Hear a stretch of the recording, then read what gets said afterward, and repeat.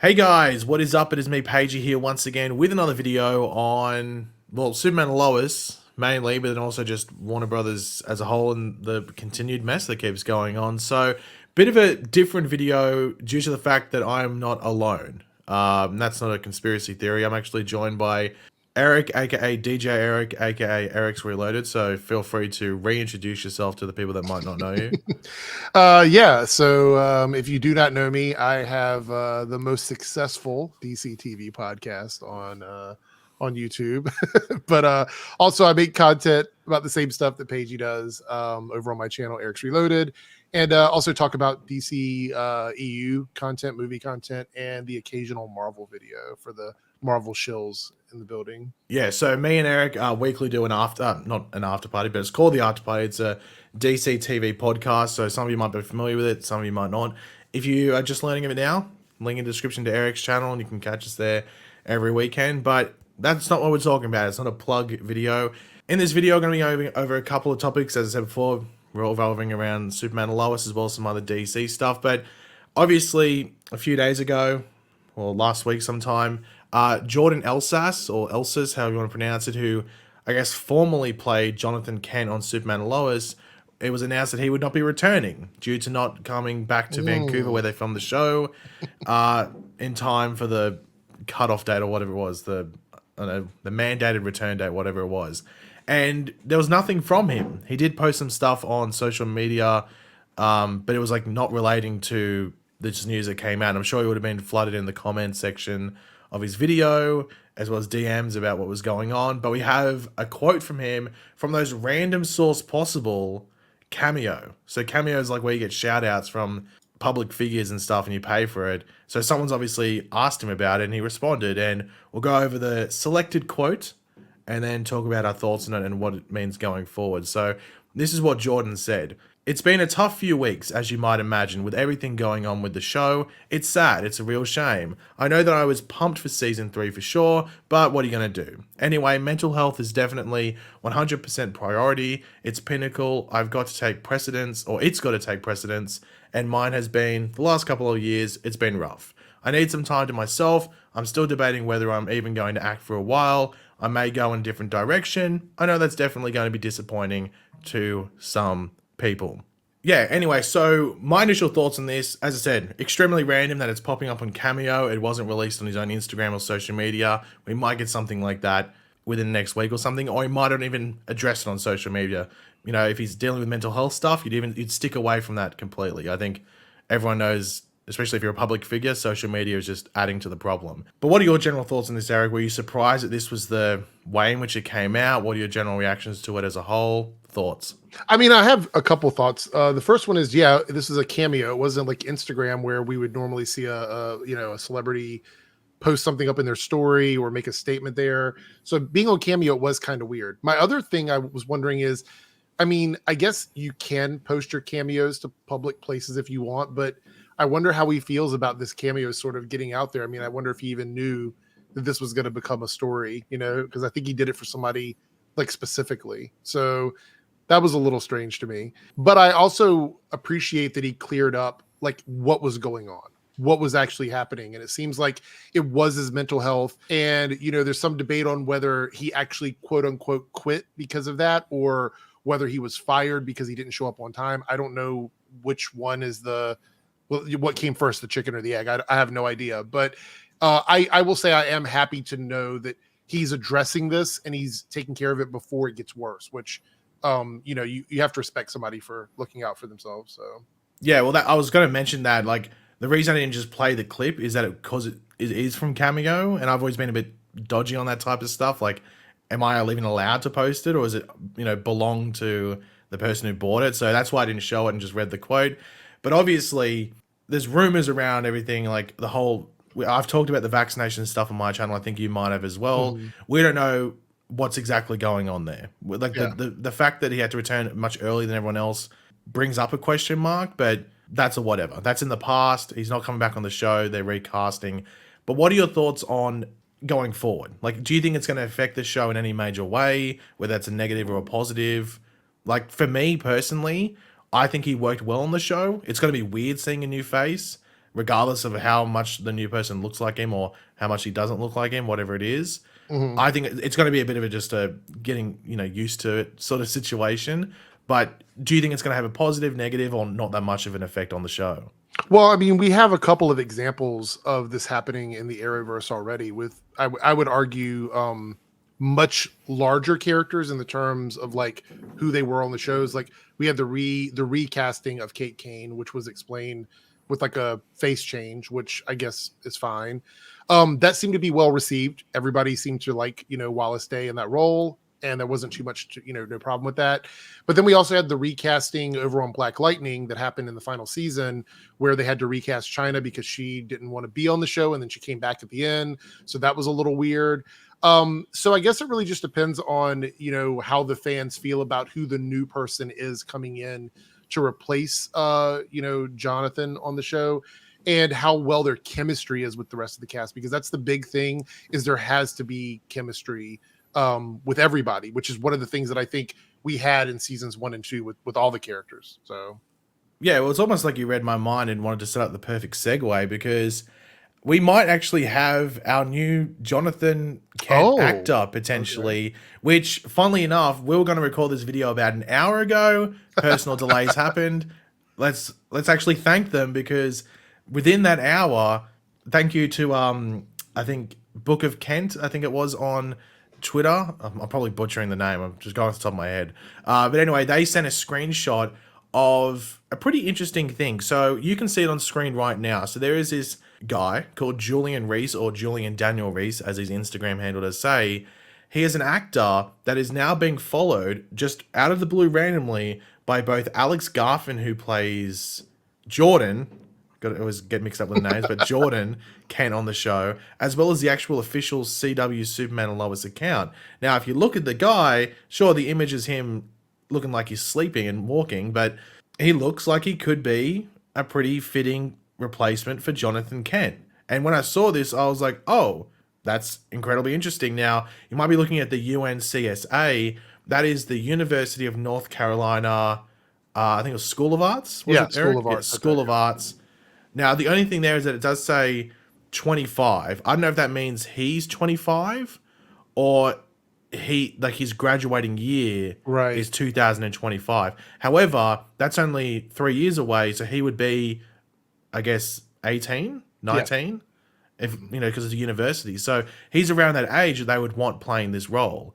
So that's pretty interesting. Now, this isn't confirmed because we've got to wait, but we should actually know within about a week or two if this is the guy. But it just seems like it's not like it randomly, it's like just Alex Garfin. It is also the official account.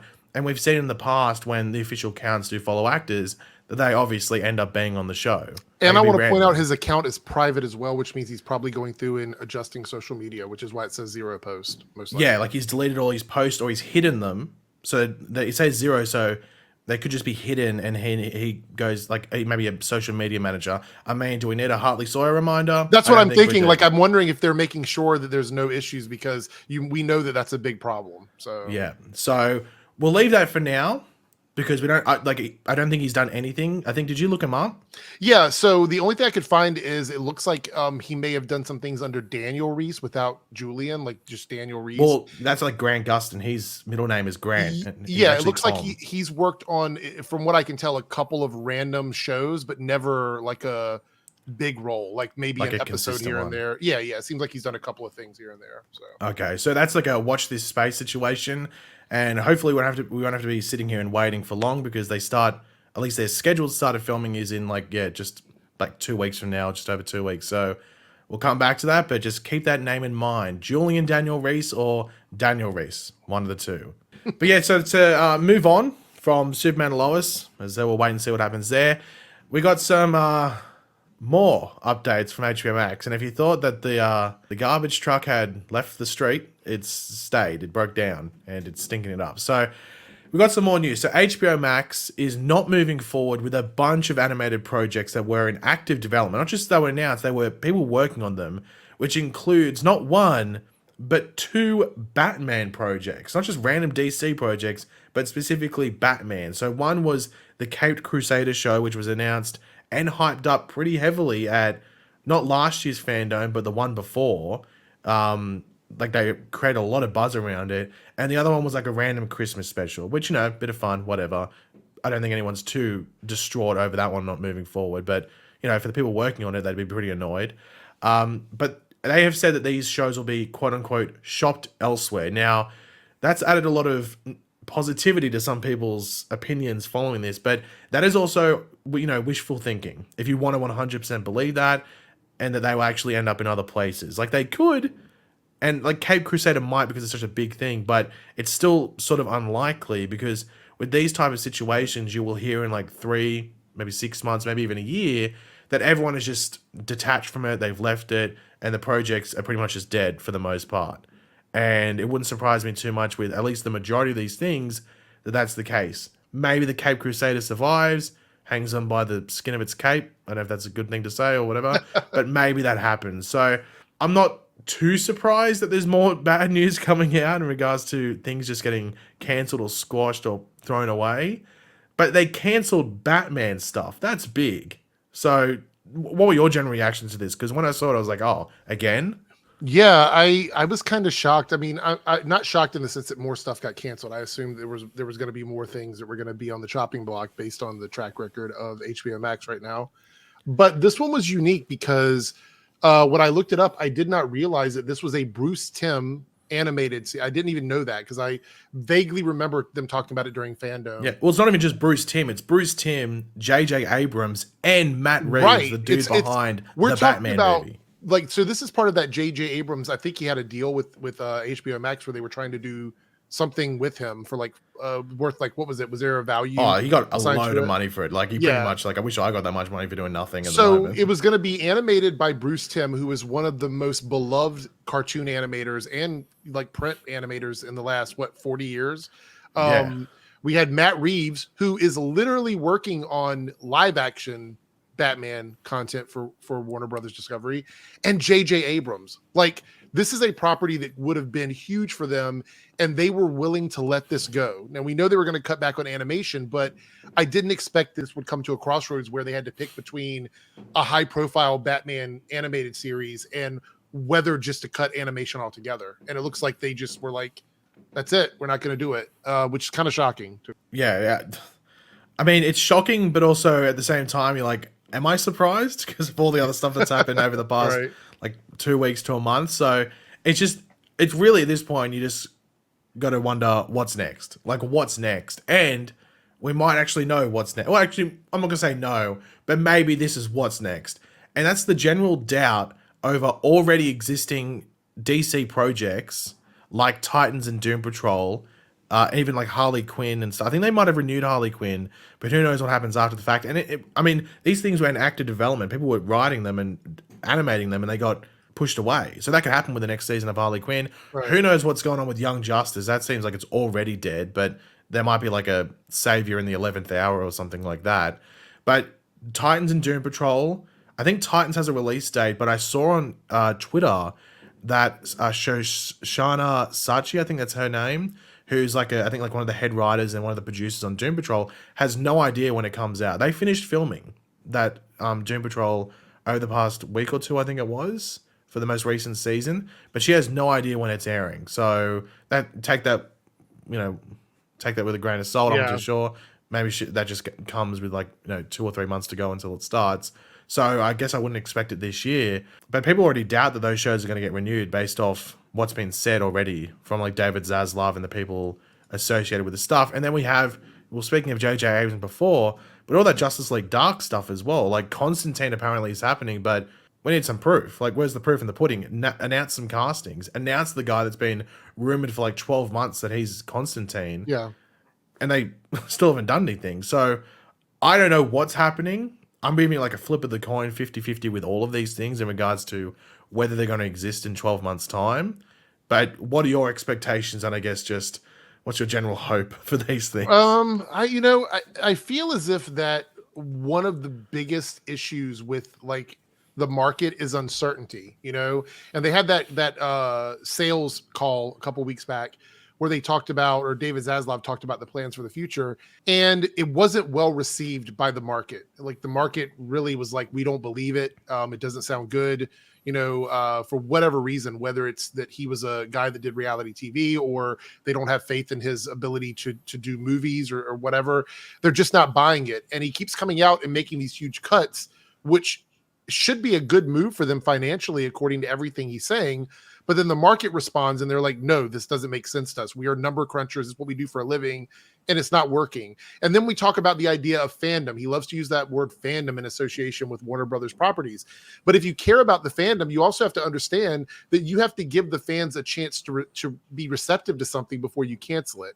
And when you start cutting ties with things that people love, they get uneasy. And that 10-year plan doesn't matter if it's nothing but chaos. And right now, it really is just chaotic at Warner Brothers Discovery. Yeah, it's chaotic and there's a lack of trust. That's the biggest thing. Like, how can you get invested in anything not knowing whether next season's going to be there, regardless of whether, people enjoyed it, So, it as I said, flip of the coin with half of this stuff, if not most of it. But speaking of flips of the coin and worries, we had the recent sale of the CW. It's gone to Nexstar. They've announced some weird things where it sounds like they're going to be like 24/7 Maury Povich. Like that's pretty much what the channel is going to be, and like with the news at like in the morning and in the evening. So that seems like what the CW is going to be 12 months from now, if not earlier. Now that obviously raises question marks on the current shows on there that are maybe in their early stages, if not just will continue and are going good. And I guess for both of our channels, the two that we're looking at are both Superman and Lois and Stargirl. What's going on there? So Stargirl, we obviously starts in, I think, probably like a week and 1 day from when this video goes out. And there's no renewal notice, but I wouldn't expect it before it starts airing anyway. So hopefully, if there's going to be another season of Stargirl, we get it a month or two into it airing. If it doesn't come out by then, I'd be a bit worried. With Superman and Lois, they're about to start filming. We wouldn't expect renewal notice until next year anyway. But with the current thing with the CW, where they want to cut costs and everything, I don't see how these shows can be renewed if you base it off what's being said by Nexstar. So are they going to go to the WB streaming service? And because it's not going to be HBO Max in 12 months, it's going to be something else, whatever it's going to be called. Just TBA, I guess that's what you can call it at the moment, to be announced. So I am somewhat concerned. Mainly, actually, I'd say for both of them, it's an equal level of concern just because I just don't trust what the CW is saying in regards to how they want to move forward. It just sounds like they don't want this type of stuff, regardless of how it performs. Are you worried? Where do you think it's going to go? Or do you think it has no future, that both of these shows might end on their third seasons? I am preparing myself for bad news for both of the shows, only because I think it's pretty obvious that the CW, the new ownership at CW is very similar to the new ownership at HBO Max, or HBO Warner Brothers Discovery. Like, it's a very similar values. Like, they want high profit with low cost content or syndicated content, and Like a very similar business model. Yeah. So what's going to happen is, and I think the CW has already put their cards out for us, and a lot of people are just not paying attention to what they're saying. But this idea that they said they want to wait and see when renewal time comes around, if they can work out something business wise, like strategically, so that these shows can continue, or the partnerships can continue with the parent companies that now only have 12.5% stake, in the CW. That to me is a huge red flag, because I think we discussed this briefly before, but it makes me wonder if they're going to want each other to foot the bill on the production costs for these shows. And based on what we've seen with both of these companies, or both of these CEOs now, is that they don't want to spend money. So if you have shows like Superman and Lois, where it's like, we love the shows, they're doing really well, but we don't want to pay for it. We'll put it on our network, but we're not footing the bill for it. And then the parent company is like, well, we're giving you this content that you can put on your streaming service and make money off of it, so we don't want to pay for it.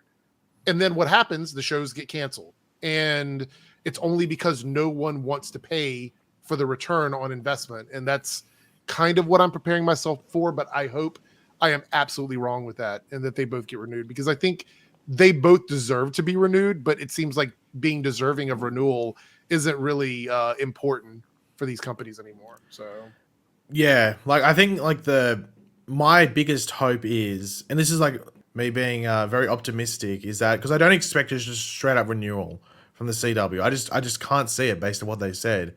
So my only really highly optimistic idea, and I guess theory, I don't know, is that there is like a split. There's like a split of production costs and just overall spending on this. And we get a similar model to what we saw with Stargirl season 1, which is a rarity because it hasn't happened on the CW with anything else. Stargirl was a very unique thing during season 1. So for those that don't remember, it would air on, I think it was a Sunday night on DC Universe.